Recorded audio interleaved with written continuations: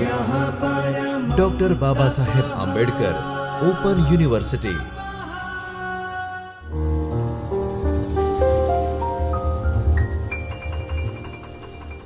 નમસ્કાર વિદ્યાર્થી મિત્રો, ડૉક્ટર બાબા સાહેબ આંબેડકર ઓપન યુનિવર્સિટીના ચૈતન્ય સ્ટુડિયોમાંથી ભારતીય જ્ઞાન પરંપરા વિભાગ વતી હું વિવેક સાખી આપ સૌનું હાર્દિક સ્વાગત કરું છું. મિત્રો, આજની કક્ષામાં આપણે MAIKS 202 એટલે કે પ્રાચીન ભારતીય સાહિત્ય વિષયના એકમ 6 વિક્રમોર્વશીય અને અભિજ્ઞાન શાકુંતલ ઉપર ચર્ચા કરીશું. મિત્રો, આજના સત્રમાં કાલિદાસના વિક્રમોર્વશીય નાટક વિશે આપણે જાણવાનો પ્રયત્ન કરીશું. વિદ્યાર્થી મિત્રો, આ કાલિદાસનું દ્વિતીય નાટક છે. નાટકનો વિષય સ્વર્ગની અપ્સરા ઉર્વશી અને રાજા પુરુરવા વચ્ચેની પ્રણય કથા છે. સ્વર્ગની અપ્સરા ઉર્વશી કુબેર ભવનથી તેની સખી ચિત્રલેખા સાથે પાછી જતી હોય છે. ત્યાં રસ્તામાં કેશી નામનો દાનવ તેનું અપહરણ કરી જાય છે. ત્યારે રાજા પુરુરવા કેશી દૈત્યનો પીછો કરી ઉર્વશી અને ચિત્રલેખાને છોડાવે છે. ઉર્વશી પ્રથમ નજરે તેને બચાવનાર રાજાના પ્રેમમાં પડી જાય છે, પણ ઉર્વશી સ્વર્ગલોકની રહેવાસી છે એટલે તેને સ્વર્ગમાં પાછા જવું પડે છે. રાજા ઉર્વશીના દૈવી સૌંદર્યથી આકર્ષાયો છે. રાજા મહેલમાં પાછો જાય છે પછી શૂન્ય મનસ્ક રહેતો હોય છે. રાજાની આ દશા જોઈ રાણી ઔશીનરી સમજી જાય છે કે રાજા કોઈ સ્ત્રીના પ્રેમમાં છે. રાણીની દાસી નિપુણિકા હોશિયારીપૂર્વક વિદૂષક પાસે જાણી લે છે કે રાજા પુરુરવા સ્વર્ગની અપ્સરા ઉર્વશીના પ્રેમમાં છે.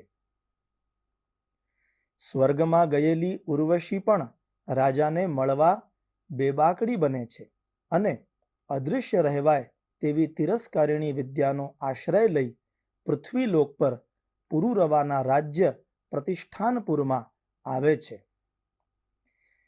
તે અદ્રશ્ય રહીને કે રાજા પણ તેના વિરહમાં દુઃખી છે. એ જોવે છે કે રાજા પણ તેના પ્રેમમાં દુઃખ પામી રહ્યા છે. આ જોઈને તે ભુર્જપત્ર પર પ્રેમ સંદેશ લખીને રાજા તરફ ફેંકે છે. રાજા ઉર્વશીનો પ્રેમપત્ર વાંચીને વિદૂષકને આપ રાજા સામે આવે છે.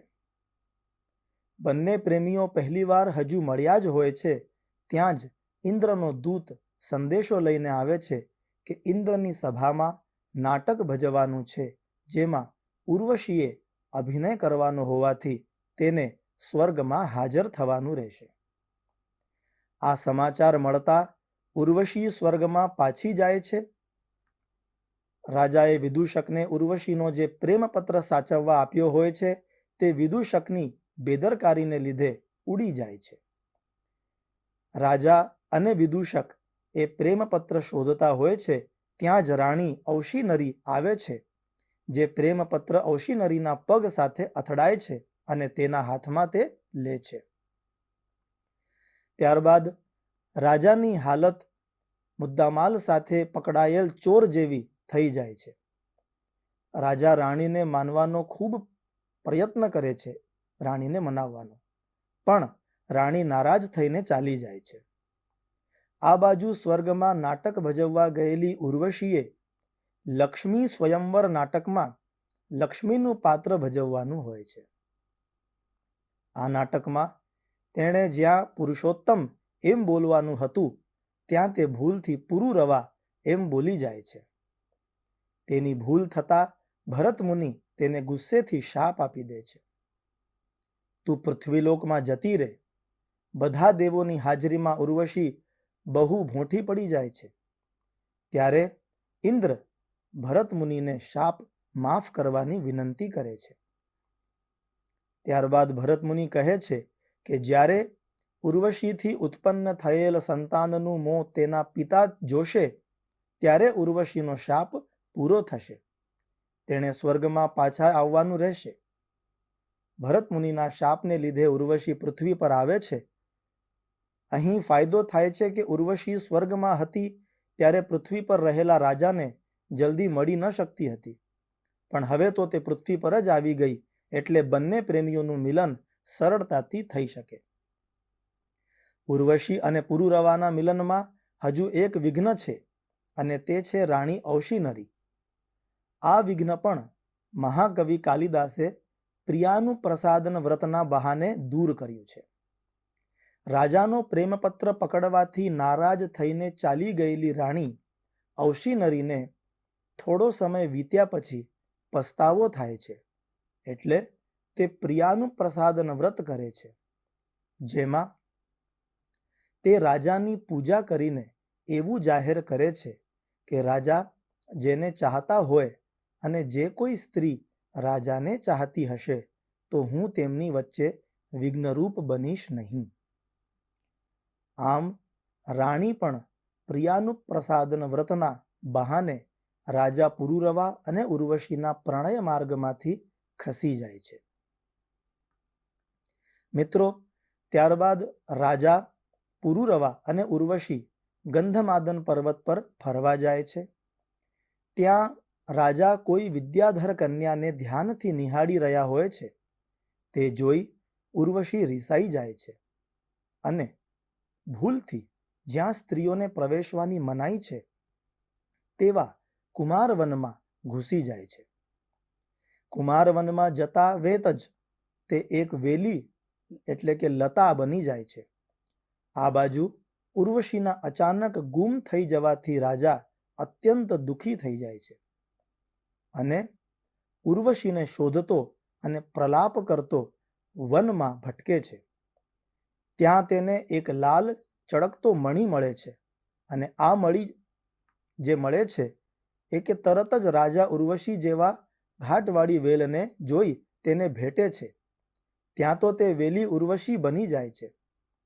આ મણીને લીધે ઉર્વશી પાછી મળી હોવાથી તેને માટે સંગમનીય મણી એટલે કે પ્રિય વ્યક્તિનો મેળાપ કરાવી આપનાર મણી એવું નામ પ્રયોજ્યું છે.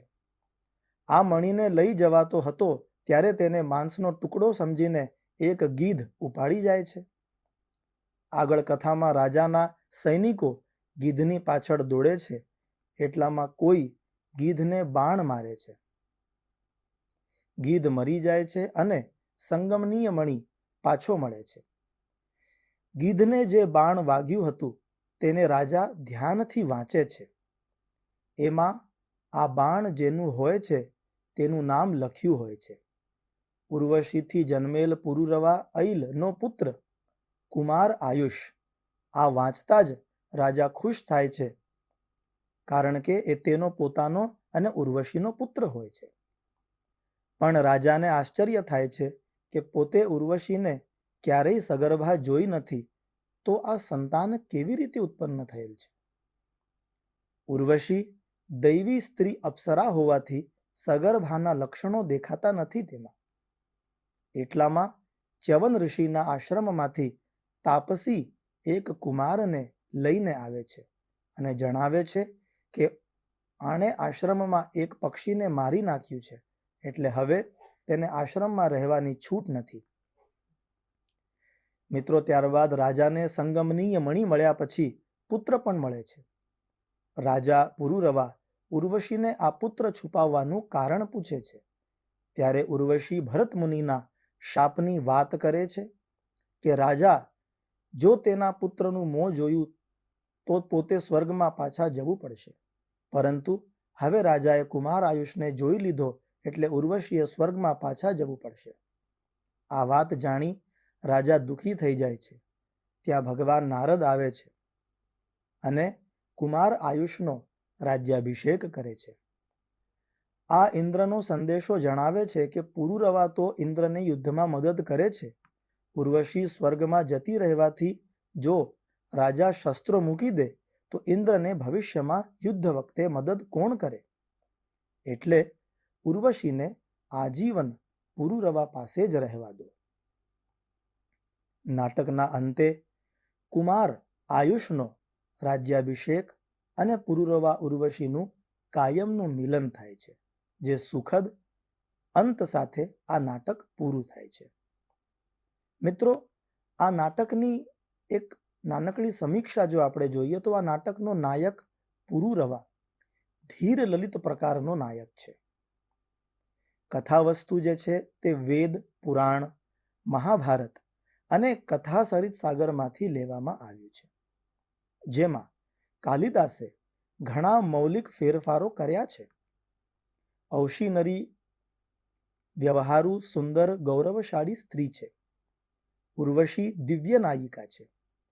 આ ઉપરાંત વિદૂષક, ચિત્રલેખા, નિપુણિકા જેવા પાત્રો પણ કથાવસ્તુના વિકાસમાં અત્યંત મહત્વની ભૂમિકા ભજવે છે. રંગમંચ યોગ્યતાની રીતે પણ આ નાટક અત્યંત ઉત્તમ ગણવામાં આવે છે.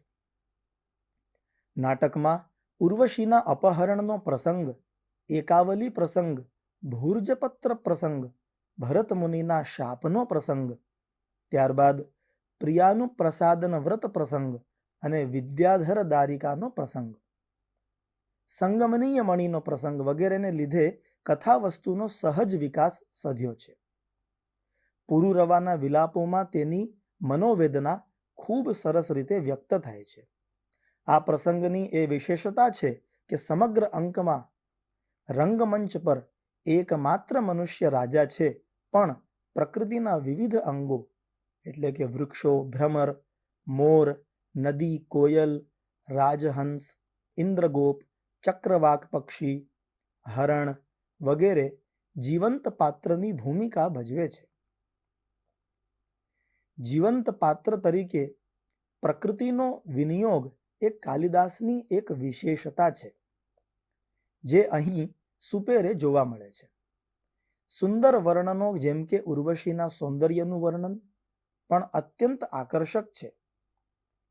આ નાટકમાં રહેલી ભાષા અત્યંત પ્રાસાદિક છે અને જે સંવાદો છે એ પણ પ્રયોગક્ષમ છે.